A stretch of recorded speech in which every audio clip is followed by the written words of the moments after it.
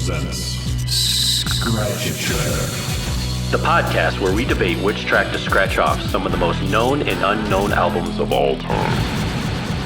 We live in an era of singles. This is an album. People no longer listen to an album for the work it truly is. It kind of defines a band. It's just not something that people relate to nowadays. We've all gotten the dreaded. It started out as a game. Which track on the album would you scratch out if you had to?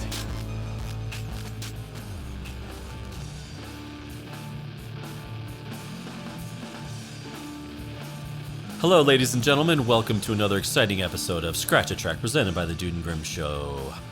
I am the Dude, and with me as always is Grimm. How you doing there, Grimm? You got your cherry-flavored antacids ready? Yeah, I'm here. Got the antacids ready. Ready with some pennyroyal tea. I was gonna say, are you sipping? I'm not. I'm sipping on something a little different than pennyroyal tea, but you know. Me too. But we'll for this Scratch a Track episode, we'll take it. Yeah, I'm just feeling. I'm feeling very ape right now. Very ape. Yeah. I mean, if people haven't gotten, well, I'm sure you saw in the title, but if people don't know what album we're talking about, it would be Nirvana's third studio album, and that is In Utero. My favorite one. I mean, I know that Nevermind was a huge hit, their biggest album, but I don't know. For me, this Bleach. Incesticide? That was not a studio album. That was B-sides and covers and other things. But for me, this, to me, in my opinion, I guess, this was the one that really felt the most like them. If that makes sense. Yeah, that does make sense. It makes perfect sense. It's interesting because Nirvana, Nevermind, everybody knows, Smells Like Teen Spirit, Come As You Are, Lithium, a bunch of really, really good songs. But from everything I read and the documentaries I've seen, the band and a lot of people actually felt like it was really poppy, and it had a poppy feel to it. That's kind of how people described it. And that's fair.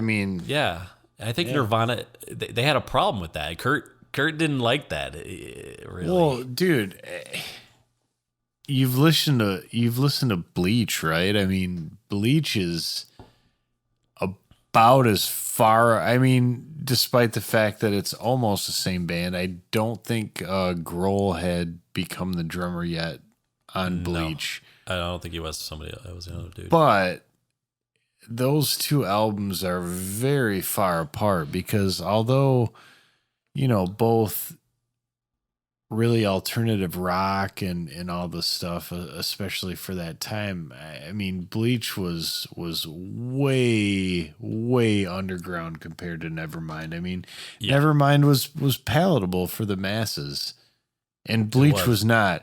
Bleach was palatable for Nirvana fans. Right.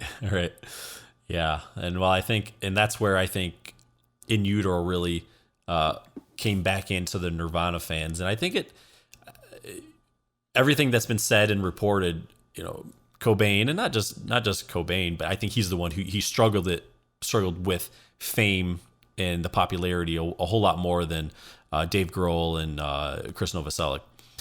Well, sure, I think he was probably as evidenced by his unfortunate suicide, I think that was pretty evident.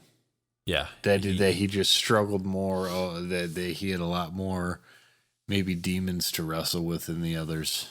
Yeah, no, he definitely did. And this album came out, and everybody was expecting. I think a lot of people were expecting Nevermind Part 2, and they did not want to go that route. And I saw an interview with Cobain, and this is hilarious. It must have scared the shit out of Geffen Records and everybody. But he basically said they're interviewing the band, and they ask him, "So what's your new record going to sound like?"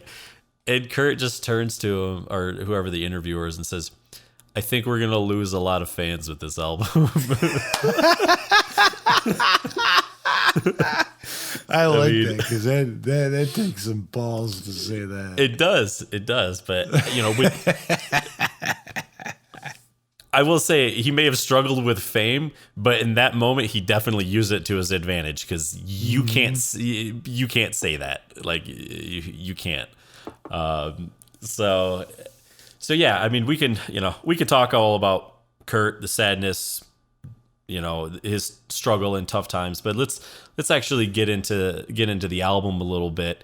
And I think I alluded to it earlier that they Nevermind kind of had a poppier feel, and they definitely wanted to go in a complete different direction, and that's what kind of led them to working with Steve Albini, who had produced some of the albums that they really idolized, and I think the most notable one that Kurt was a huge fan of was the Pixies' Surfer Rosa, and that's why they really chose him and wanted to work with him.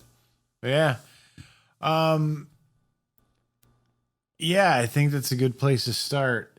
And one thing before we even get into that's interesting to me is that I've watched a lot of interviews with Albini because I think he is a really good record producer and really underrated. But he does things in an interesting way because in the historically speaking in the record industry, the producer, they get to take a cut of any royalties, as would the songwriters, probably the performers, etc.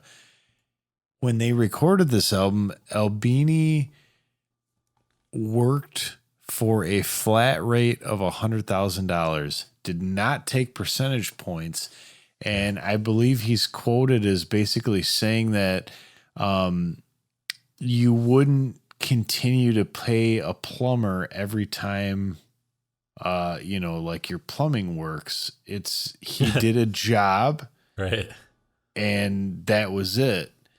And that is a complete departure from what is standard is standard in the industry now, and I guess of course it was then, back when people still made money selling records, which they don't now. But I think that's a really kind of noble approach because you see with a guy like that he's really doing it. I mean, sure, he wants to get paid. I mean, gotta make a living, dude. Shit, $100,000 2 weeks for a couple weeks. I mean, that's not bad, but I'll take it. You can tell that he's not doing it to rip anybody off, and he's not doing it, quote unquote, for the money. We're not interested in money. Yeah. Yeah. Well, and that's actually something I wanted to ask you about and get your thoughts maybe personally on it, because the way I view it is creating an album. You have your producer, you have the band. It is to me, it's a collaboration together, and you are working together. And I do think it could be argued that some producers, when we talk about George Martin and Nigel Godrich for Radiohead, they are just as valuable as some of the musicians in the band and that play on the album. So I would agree with you, and yeah. I don't disagree with that in terms of Albini with this album, because I mean, hell, just listen to how awesome the drums sound. I've actually watched like an hour-long video of Albini just talking about how he did the drums on this album. Dude, that's badass. And I know that's real nerdy, but it's interesting because they sound really good. But at the same time, as much as I agree with that, he was the one who made that choice. It wasn't like the band pigeonholed him. But I agree with you. I mean, incredibly integral to the overall sound of the finished product. Yeah. Man, that's crazy. If he, the producer, would have netted almost $500,000 from what that album sold, Dude, imagine how much the band made. Oh That's wild. Which, yeah. you know. Anyways, so I did find that very interesting. That I mean, I don't think too many people are going to complain about $100,000 recording at that time the most famous rock band in the world for 2 weeks. At their request. Yeah, exactly. Yeah. Exactly. So, but yeah, like we just kind of spoke about, it was recorded over a 2-week period, and they actually went to Minnesota to record. Now, you don't hear about too many albums being recorded in Minnesota, but like we've talked about before in previous episodes, bands do like to kind of get away, and they like to be secluded, and I think that's what they found here. True. The only difference here is this wasn't like we're going to go rent a mansion and get a mobile studio. If you look up this studio called Pachyderm Studio, it is a proper studio, and it is impressive to look at it. Is it? It was basically like somebody took this amazing house kind of in the middle of the woods and made an incredible studio.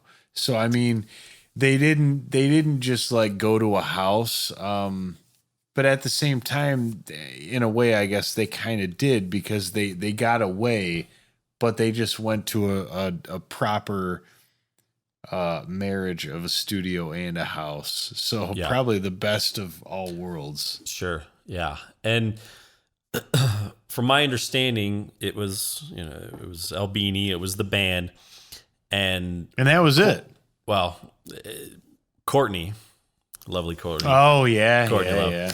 She showed up. They had just had their child, and she showed up, and apparently she was there. I don't know if she was there the whole time. I think she came a few days afterwards or something. But apparently, when she got there, she was critical of Kurt Cobain's work and very confrontational. Now, that doesn't sound like Courtney Love at all. I mean, she's come across as always as a very sound and stable person. So I'm sure people are just trying to, they're just trying to blame it all on Courtney, but that's not what this episode is about. So, well, and one thing I think that should be mentioned is I think at one point a couple of people from the record company came for a short time, and I can't see the quote in this article, but if my memory serves me correctly, Albini was quoted as saying these people were two of the biggest fucking assholes he'd ever met. That sounds like a quote from him. I think you're fairly accurate, probably, in that description. So they showed up. And I guess they, the band was big enough that they didn't feel the need to hang around, and it was basically kind of a piss off scenario. And they left them alone to do what they did. And I think it's good choice, rightly so, because I thoroughly enjoy what they did. And one thing I like about it is that, with the exception of, some overdubs, which have to be done just for quality's sake. Sure. Most of it was primarily recorded live, and there were very few studio embellishments done on the album, with the exception of like I said, some basic overdubs, in order to get the finished product. Yeah. And I think that's what they really wanted in this album, and I saw that one of the reasons Cobain and the band really wanted Albini, because he had kind of a sort of a technique of capturing the ambiance of a room by just placing microphones and things around. Yeah, and that is that's very cool, but also recording the main parts together. You're recording the drums, you're recording the bass, and you're recording, his guitar kind of in, like you said, kind of in a live session. Now what, I guess, what does that do? How does that to you? How does that affect the sound? Whereas maybe in previous albums, producers didn't want to do that, and they're recording, all right, we're going to record the drums now. Now we're going to put in the bass. Now we're going to do this. Now Yeah. Like, Well, there's a couple. What does that do? Yeah. There's a couple things to think about. Number one is the biggest thing I think that he's going for is the atmosphere and the feeling of them playing together as a band. Not so much that they're in the same room. So if you look at this studio or really any other studio, you usually have like several separate rooms. One of them is a big live room where you'd set up the drums. And then you usually have rooms that are sort of isolated off to the side.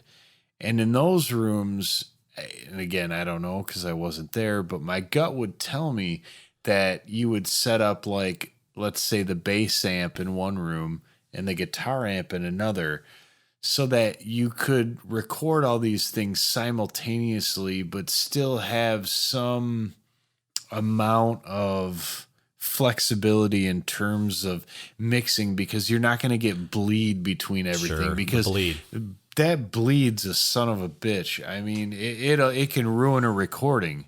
Yeah, if it bleeds, we can kill it for sure. Dude. Yeah. Yeah, that would. Or you can't kill it, and then it's the recording forever. Have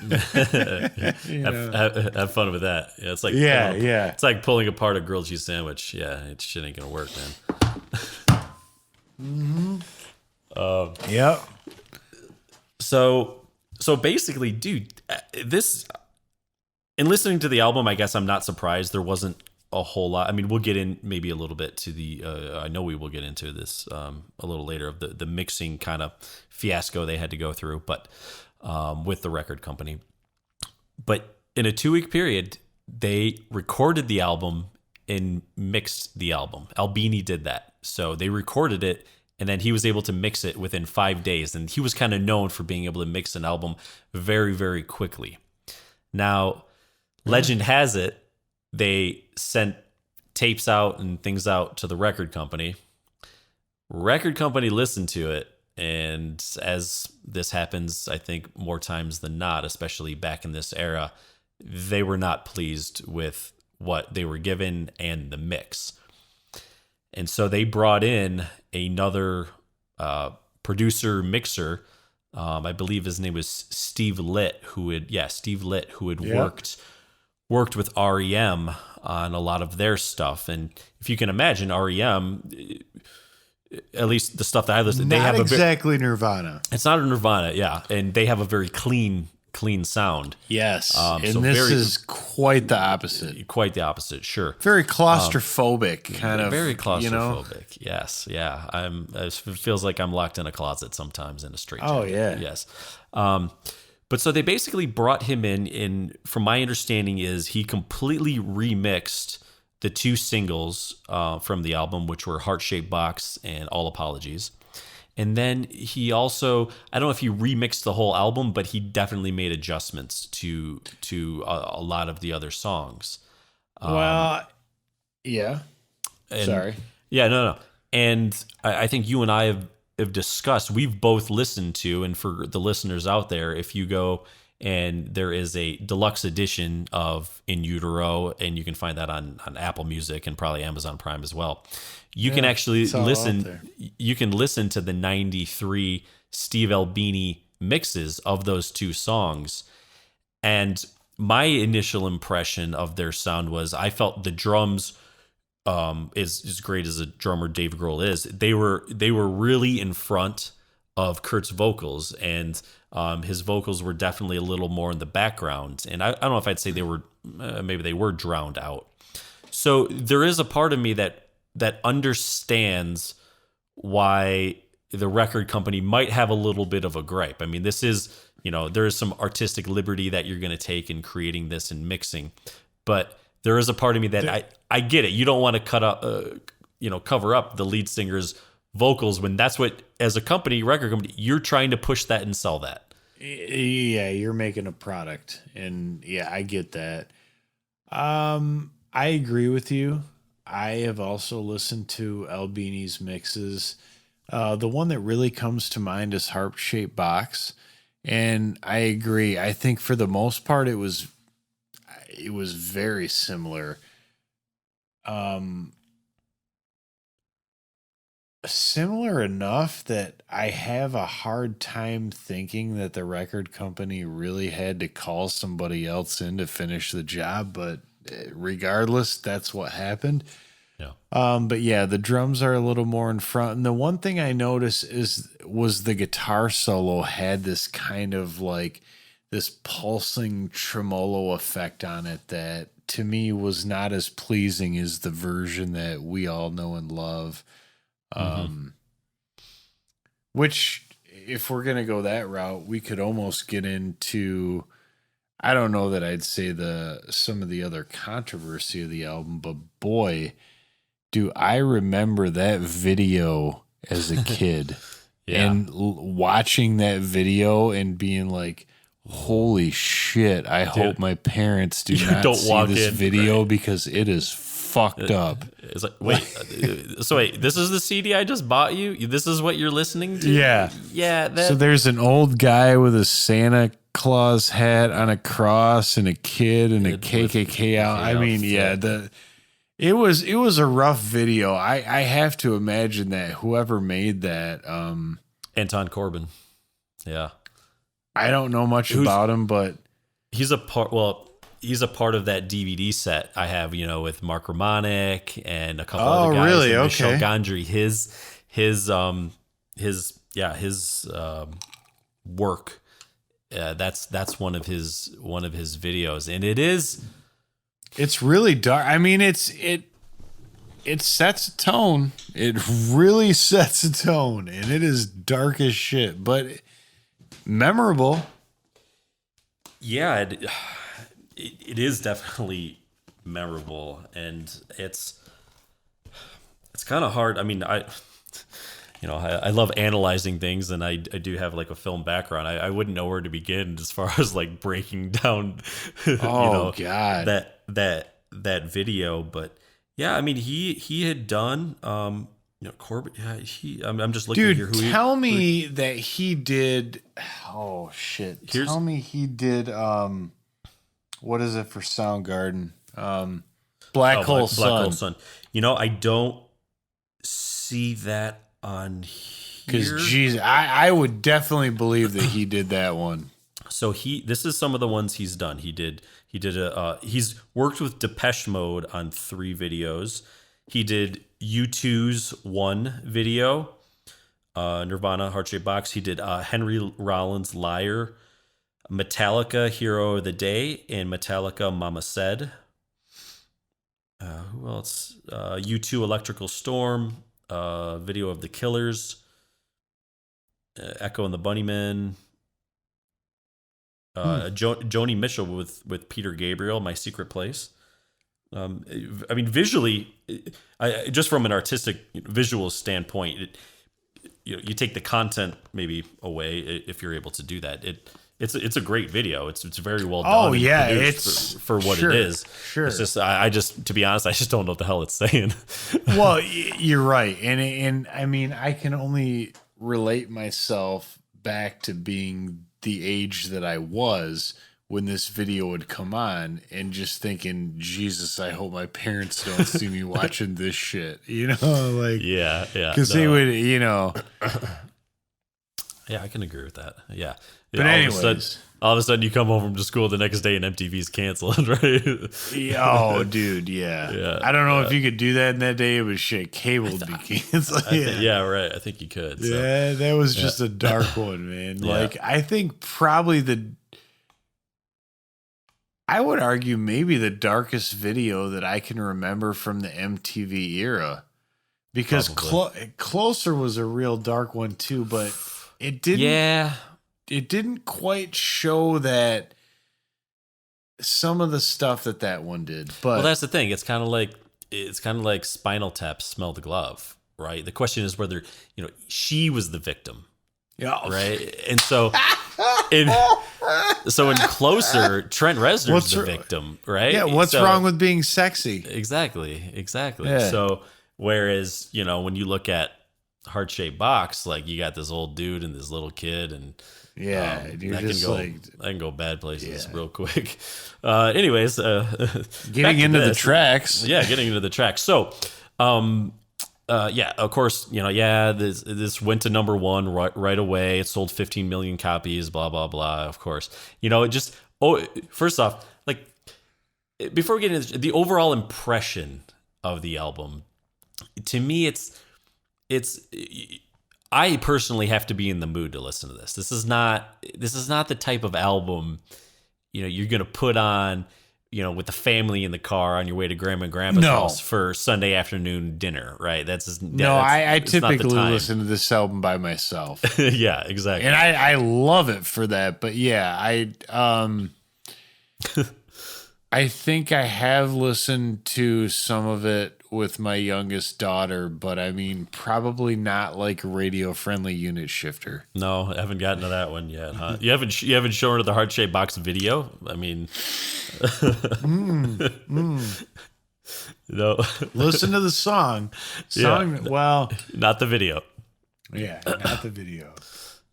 What? Well, we'll get into the song and some of the lyrics as well. Because first off, they're rough.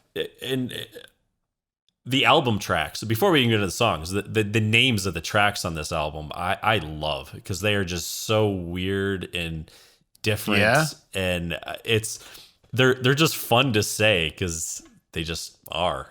It's such a weird. Frances Farmer will have her revenge on Seattle.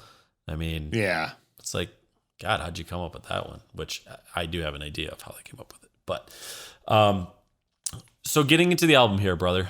One of the things I do want to say is apparently I heard that in the non-US copies of this CD, there was a hidden track, actually. And the name of that hidden track is called Gallons of Rubbing Alcohol Flow Through the Strip. And on the deluxe edition, it is included not as a hidden track, and it's a 7-minute and 35-second song. Now, I haven't listened to it. I haven't played for it because, to be honest, I just dropped the ball. But it's not on the album. Yeah, my understanding is when they were in Brazil on a tour, that's when they recorded a lot of demos for what would become the In Utero album. And I think they sent that to Albini, and this was part of those sessions. And so I don't think they ever even officially recorded this song. It was just, they're like, fuck it, we're just going to throw the demo on the end because it's that good. I mean, first of all, a song with that name, that's amazing. And it's 7 minutes and 35 seconds. So I'm sure it goes lots of places. God, I want to listen. Well, yeah. After this episode, dude, we could probably just do a whole episode on that song, So, anyways, let's get into it, dude. Let's get into it. So, serve the servants. Oh, serve the servants. I like this because he's basically. I think the crux of this song is the whole business of teenage angst has paid off well. Now I'm bored alone. So it's basically like this is like I became successful because of Nevermind. Now what the hell do I do? Right. It's kind of how I read that. Drugs. Yeah. Drugs. Yeah. No, yeah. And for me, it what I found to be interesting is everything leading up to this album was like, we're going to make it not poppy or not friendly. And it's just, basically we're going to try to alienate everybody. To me, I don't know if I'd call it poppy, but it's more poppy than a lot on this song. But it has like a kind of as dark as his lyrics and things might be at times. This song has a real upbeat feel to me. Yep, I agree. And I absolutely agree. Yeah, I just, the drums are big and full. There's some distorted guitar, but I just think it's a really good rock song, and I love it. I think it's a great way to start the album, and it's, Dave Grohl just starts kind of with the drum count off, and boom, it hits, and off we go. Yeah. So, it is one of my favorite songs on the album. Yeah, me too. And that moves us right. Oh, sorry. Yeah, no, that moves us right into a Scentless Apprentice. Now, Nah, Couple things about the Scentless Apprentice. I hope there's more than a couple.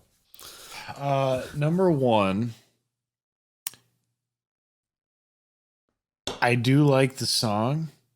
Okay. I would urge any listener of this show and this album to, after listening to the Scentless Apprentice, listen to the song Spanish Castle Magic by the Jimi Hendrix Experience. I believe it's on no, it's on Axis Bold as Love. Is it? And you will hear a lot of similarities between those two tracks. Now, Really? not to say that one, yeah, you just get that. Okay. You just listen to that song and tell me there isn't a very distinct correlation there. But anyways, Yeah. Well, one thing I like about that song a lot is that the guitar at time there's that it kind of has this saw rotating kind of almost like you got like a mix master inside and you're just spinning it around this metal bowl. There's just that in that sound to me is so distinct. I've never heard a sound I don't think like that on an album, and it's cool. It's just cool. I just like it. No, it is. And another thing, I watched an interview with Cobain, and he actually talks about that this song is based on a book that he was reading about this. I can't remember the name of the book. Was scentless? Well, no, he had no sense of smell. I believe was the crux of that. But anyways, when you say it like that, it makes perfect sense. Yeah. Well, and I love, Kurt, we were talking about in one of the previous episode, we were talking about Robert Plant's Primal Screams.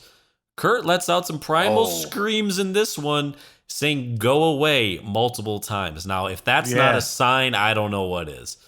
Yep, I hear you. Yeah. And it takes you right into Heart-Shaped Box. Yes. Was this the first single, or was All Apologies the first single?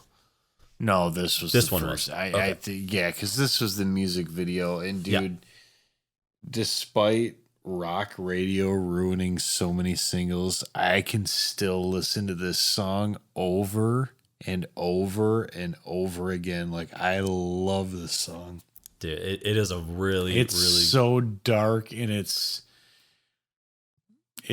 just awesome. I just love the guitar riff on the intro. It's just real simple and clean, and then the song. It's almost kind of bluesy in a weird way. I mean, well, I think so.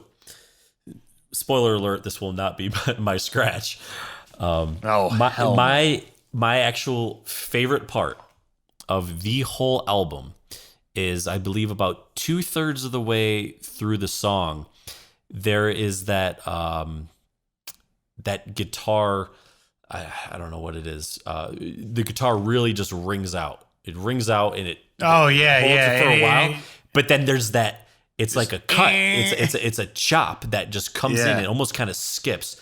I don't know why I like that, but I think to me, it's just like, it's just so cool. I don't know why when I hear that, I'm like, dude, I'd love it. I know exactly what part you mean. Yeah. I really do love that. He just lets it ring and it comes right back in. Yeah. So we've discussed that. We've also discussed how amazing the video is.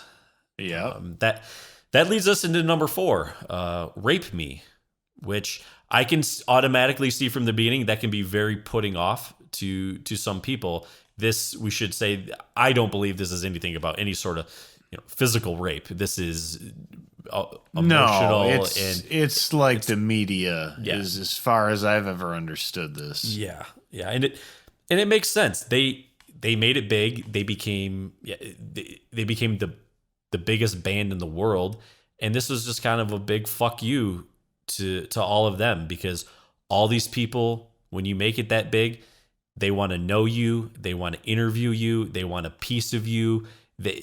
Everybody, you get all these people who want to latch on to your name for what it's going to do for them. And I really feel that's what this song is about. And I also feel like it's a little poke and a little pun for me. I mean, I'm not a musician. I don't know about notes and chords and all that, but just the intro with the guitar riff and everything, it's very Smells Like Teen Spirit-ish to me. Yeah, and then it totally goes off. And I think that's pretty cool. And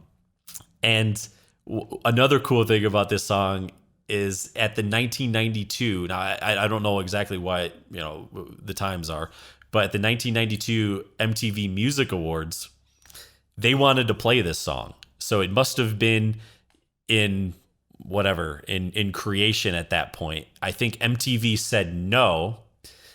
They ended up playing Lithium, but what Kurt did right when they went on, he plays the intro guitar part and sings Rape Me a couple of times, and then they stop and then they play Lithium.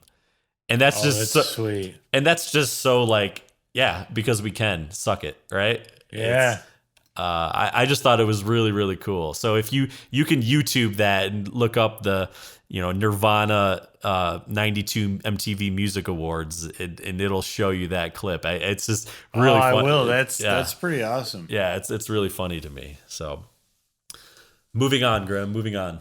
Frances Farmer will have her revenge on Seattle. Now, will she ever? If I'm not mistaken, Frances Farmer is the name of him and Courtney's daughter.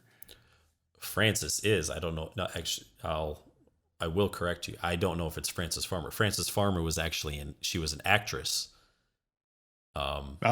Years and years ago in Seattle, dude. She was committed and given electroshock therapy, and I believe may have had a frontal lobe lobotomy, if that makes sense. I could be completely wrong. So she's the one who's going to have the revenge. But that's not to say that they did not name their daughter after her. Wow, that is okay. That is an awesome level of detail I was not aware of, but it actually makes more sense. I dig deep, Grimm. I dig deep. With the dude, you do, man. You're hitting bottom, not just scraping the sides. No, no. So, yeah, that's wow. Okay, but it makes more sense with the lyrics, to be honest with you. Yeah, no, it does. And there's, the line. There's so many, and I don't want to get into the whole depression, suicide aspect of this. But after the fact, you can look back at people's lyrics and things that they've said. Sure. And it all makes sense. It's like, oh, well, there was a cry for help, right? Mm-hmm. The one of the lines in this song is, "I miss the comfort of being sad," and that is repeated, many times, I think, or it's at least said once. And to me, that's just so telling of a lot of issues. And I'm not purporting to be a psychologist by any means, but no, I hear you. But then let's go to the next one, Dumb, because also I would argue is in some way sort of in that vein. I'm not like them, but I can pretend. I mean, the first line of the song in Dumb, and it also kind of screams out for that, like, I don't fit in. Yep. Yeah. No, I think it definitely is. In that song, I enjoy that song. It's pretty. It's I think the softest song on the album. It's straightforward. There's some really nice strings in the background that I do like. It just has a nice feel to it. I can't say anything musically really stands out, but to me it's a little catchy, and I do like that. I do like that part. Now, to me, equally as catchy, but in a very weird and different way, is Very Ape. Very. It's very. I wish it was longer than 1 minute and 56 seconds, because I could probably take it for another 5 minutes, but I get why they had to do what they had to do. I agree. Yeah, and it has to me it has a very, very cool guitar sound. It's kind of muddy and distorted, but the song moves, and then there's a part where it's a little It also has like this kind of high guitar sound too. That sounds a little strange. It's Yeah. very I know what very you mean. contrasty. But yeah, I agree. It's under 2 minutes. It's very short, and it's very ape.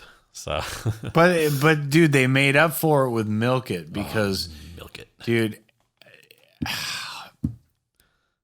if it wasn't for Heart Shaped Box, Milk It would probably be my favorite on the album. I mean, it's just Might be my favorite title alone. I don't really understand what it's about, and I don't want to. Yeah, I've read the lyrics. They don't make sense to me. Nope. But it does not detract me from listening to it over and over and over. And I just that there's a diminished fifth in that part of that. Okay. Son of a Just does bitch. it. I can listen to it over and over and over. Like, it does not get old to me. Yeah. Well, one of my favorite lines in that song is "Her milk is my shit. My shit is her My milk." shit is her milk. I mean, what more needs to be said? I think we just move on to fucking penny royalty after that. Yep. Yeah, and there's your cherry flavored antacids. Oh, dude. I mean, I love it. That's the thing. I mean, we talked about Milk It, the lyrics not making sense. To me, in Penny Royalty, a lot of the lyrics don't make sense too, but I love what they are. I love at least just with Penny random Royalty, little things. But yeah. I could almost like picture with Penny Royalty, like maybe somebody not feeling good and they want to drink tea and cherry flavored antacids and stuff like. You got to wash it down. It makes more sense than like my, her shit is my milk, whatever. It's my like, milk, or yeah. But with enough Penny, heroin, it all makes sense. It does. But with Penny Royalty, as a song, it kind of is a good rock song. It actually, I believe, was going to be a third single, and they canceled it for some reason. I'm not sure if that was after Kurt's death. They didn't want to release another one or something. I don't know. But I don't know. I like the way the song moves, and it kind of has the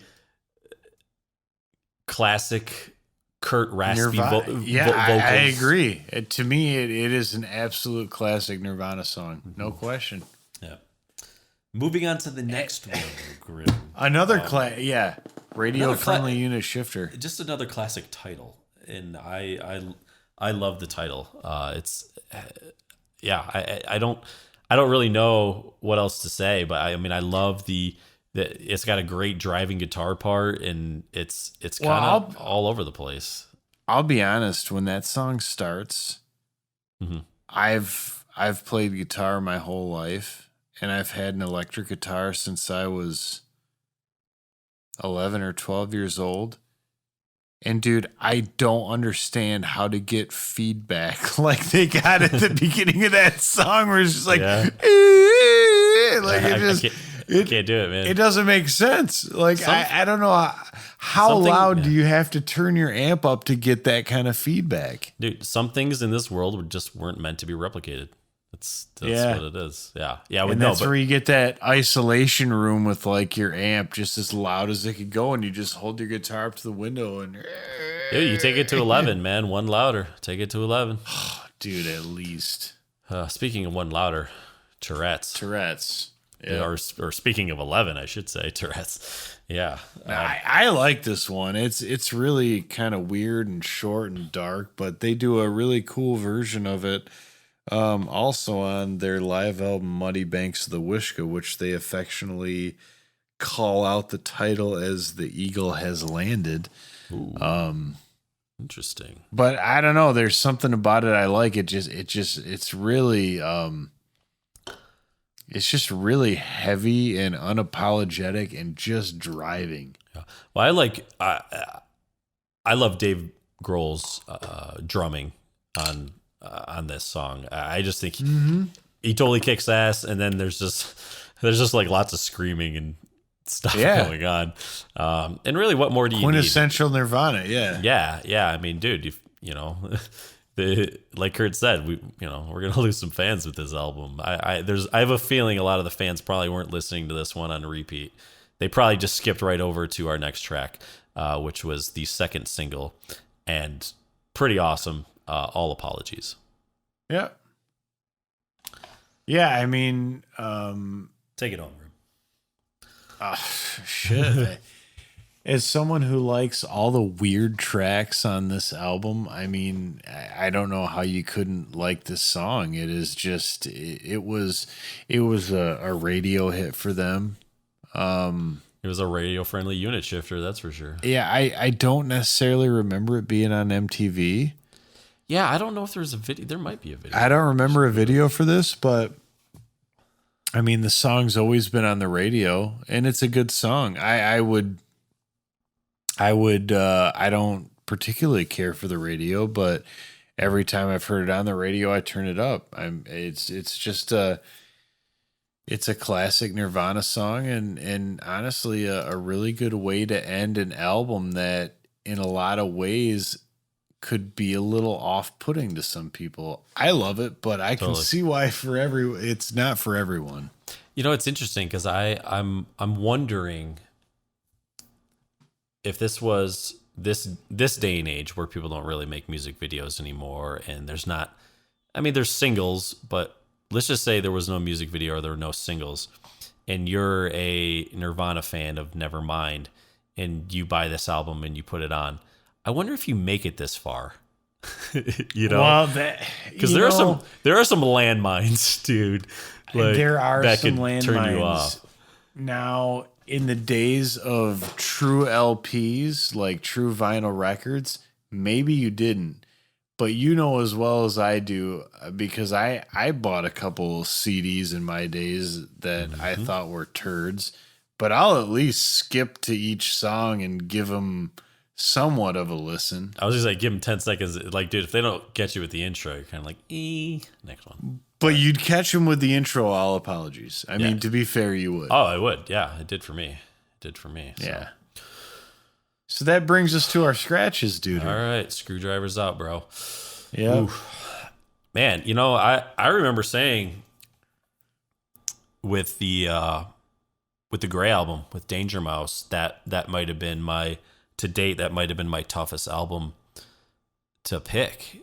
And there's a part of me that thinks, shit, this might be my second. But dude, Dark Side of the Moon? Yeah. I know. Okay. But I know. There's never an easy pick for a good album. Dude, we have songs like Very Ape, Milk It. Yeah. Where do you start? And I mean, you know, but man, and I'm really struggling. Like, I think I'm probably almost making up my mind right now. I mean, if pressed, I probably would have to say Tourette's, just because radio friendly unit shifter is so cool and unique. And then just the title alone. Yeah. And then after I get to that, I have no problem getting right to All Apologies. Okay. But damn, I do love Dave Grohl's drumming on it. But yeah, I'll go with Tourette's. I love that title too, though. But yeah, I think so. Yeah. Tourette's. Okay. Tourette's. What do you got? Rate Me, dude. Oh, no. Easily for me. Like, musically, I feel like it's just a big circle. Like, I understand the whole statement and all that stuff. It's formulaic. It's formulaic. But to me, it's just one that, honest to God, if I'm listening to the album, I probably just pass by it anyways, because it just... Wow. I guess I can... to me, the intro of the song is just very hard to listen to. Really? And it's not even the lyrics. It's just, I just don't really dig it that much. Okay. Well, I don't dig you that much. Yeah.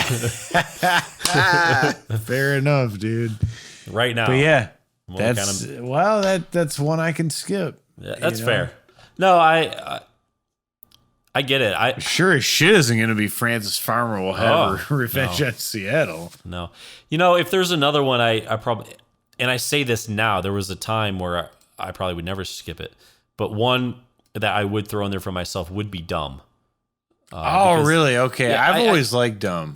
I do, and I do like it. I do like it, and it has a good feel to it. But when I think about it, there's nothing to me personally that stands out like musically or instrumentally. I think it is another formulaic song, but it's also one that I can kind of hum and kind of be like, oh yeah, I like it. So I guess I always just related to that one more on a personal level, because when you think about this, when this album like came out, and we're kids basically. I mean, we're in like middle school. Yeah. I mean, who in middle school can't relate to like the whole I'm not like fitting them, in. but I can pretend. Yeah, like this whole business of fitting in and identifying with these people who, in many instances, you probably think are a bunch of assholes. Yeah, no, and that does that. But I does guess for me that was just me. But that Sure. I certainly see your point. Dude, we totally fit in, man. We totally fit in. Yeah. All right. Well, let's see. You're scratching Rate Me. I'm scratching Tourette's. And no tiebreaker today, dude. No tiebreaker today. No tiebreaker today. That was a good one. Yeah. And we'll see what next week's episode has in store. Exactly. Yeah. Yeah. I don't even know if we've fully finalized our albums for that. So we'll talk about that offline, and we'll keep all of you on edge, because I'm sure you can't wait. I mean, I can't wait. It's gonna be great. So for everyone out there, thank you again for listening. We both appreciate it greatly. Feel free to continue. Follow us everywhere. We are, again, on all social media stuff. Tell your friends about us. Anybody who's into music or not into music, just, it's something to listen to. I mean, this day and age with the state of things, you probably don't have a whole lot going on. You might as well check out the Dude and Grimm show. So, I mean, come on. Yeah, the intro alone. It's pretty solid. Yes. Yeah. And if you can, and then I know if you can make it past the intro, you ain't turning it off. So, having said that, thank you, everyone. We appreciate it. Much Scratch obliged. Scratch a track. Dude and Grimm. We're out. Happy scratching. Scratch you later. Scratch a Track is produced by the Dude and Grimm. Additional music provided by More. That's ... MORE and the Tims, TIMNZ. Copyright 2020. The Dude and Grimm Show.